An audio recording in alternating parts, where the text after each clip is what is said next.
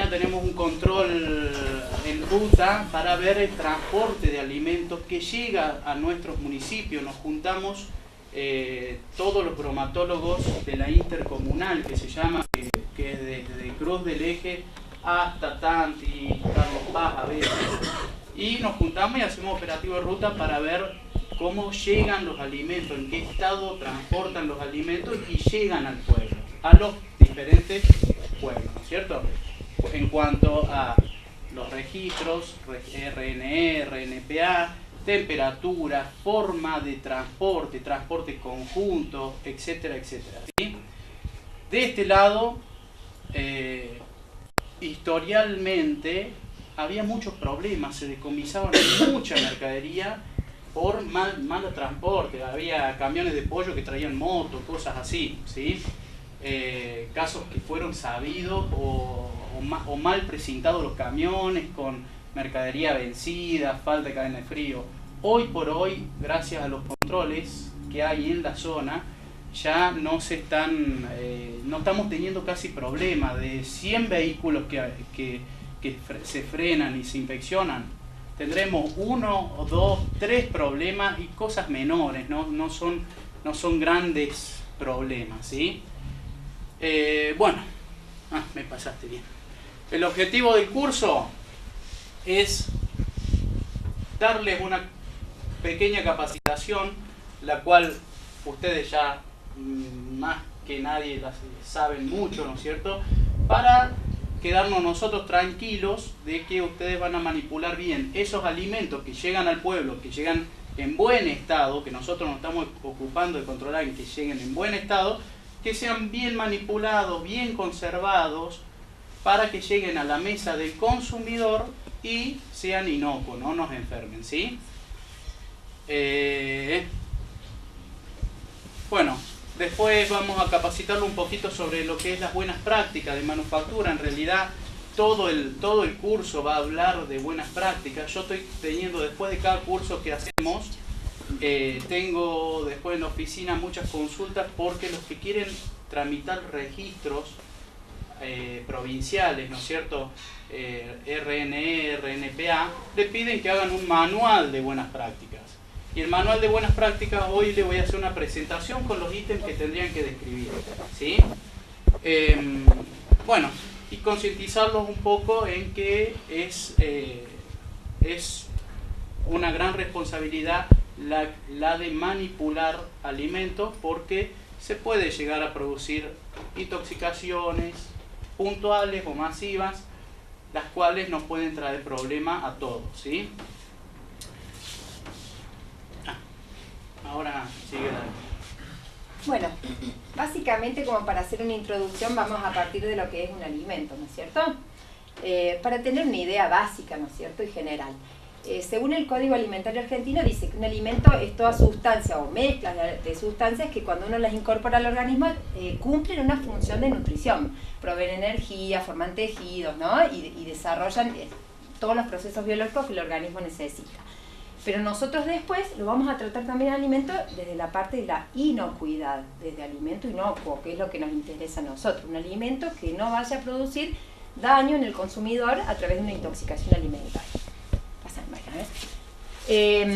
Están compuestos básicamente por nutrientes que son glúcidos o hidratos de carbono, proteínas, grasas o lípidos, vitaminas, minerales y también agua, que es uno de los factores más importantes cuando hablamos también de contaminación, el tema de los alimentos que son muy ricos en agua. Los alimentos ricos en glúcidos o hidratos de carbono son todo lo que corresponde a familias de cereales, pan, pastas, harina, azúcares, frutas, vegetales, que algunos son alimentos que no se contaminan tan fácilmente, eso lo vamos a ver después. Dentro de los alimentos proteicos, que estos sí son los más peligrosos, digamos, tenemos leche y derivados, o carnes, o la clara de huevo, algunos que no son tan peligrosos porque aparte no tienen tanta agua como los lácteos o las carnes, que son las legumbres. Ella está hablando ahora del lavado de manos, etc. Siempre surge la pregunta de la utilización de guantes en la cocina o en las carnicerías, etc. No es un requisito que da el Código Alimentario Argentino de la utilización de guantes, porque no se debe utilizar guantes en la cocina. Es más higiénico un lavado de mano con una frecuencia y con una rutina de lavado que sea perfecta que el uso de guantes. Mucha gente, hay estudios hechos en esto, que porque creen que tienen guantes, qué sé yo, juntan cosas a la mano, total tengo guantes, o no me lavo las manos, ¿se entiende? El guante se ensucia al mismo tiempo, quizás más rápido, porque es adherente, que las mismas manos. Por eso no hay que utilizar guantes en la cocina, ¿sí? Sí, para sacar la basura, etc. Perdón. Sí, Rocío.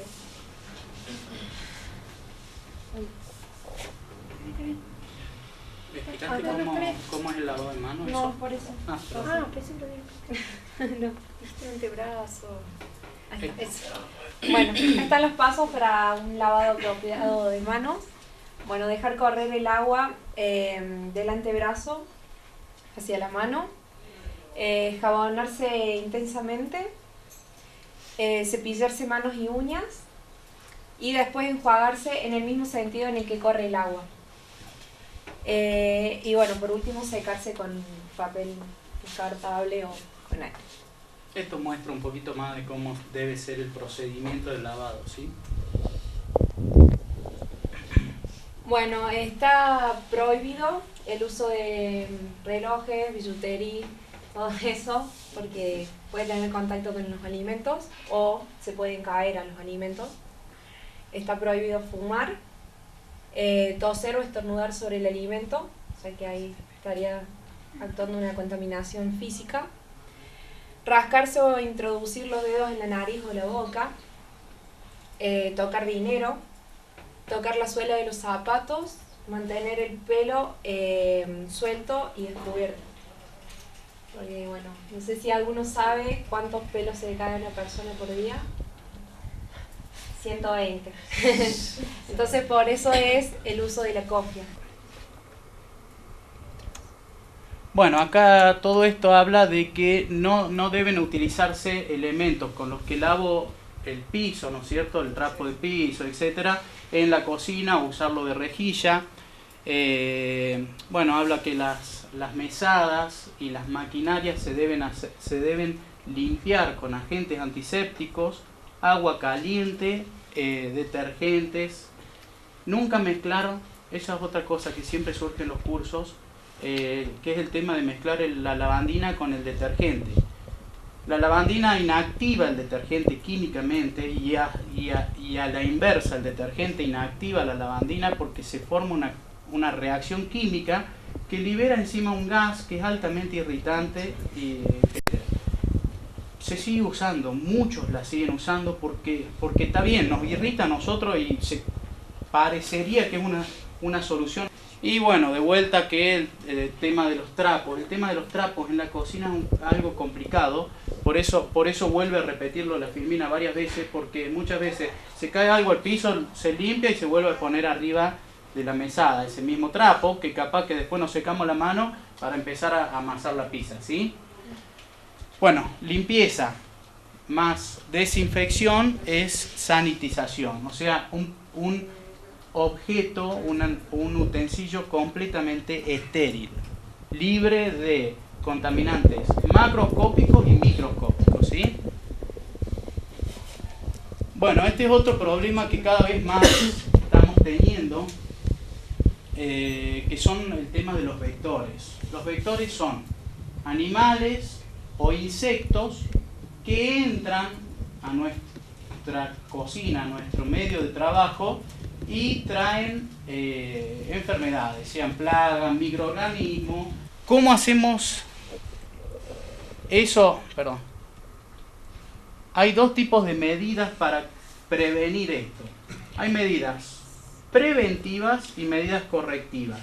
¿Cuándo utilizamos las medidas correctivas? Cuando ya tenemos el problema dentro de la planta, ¿sí? Dentro de la planta de trabajo.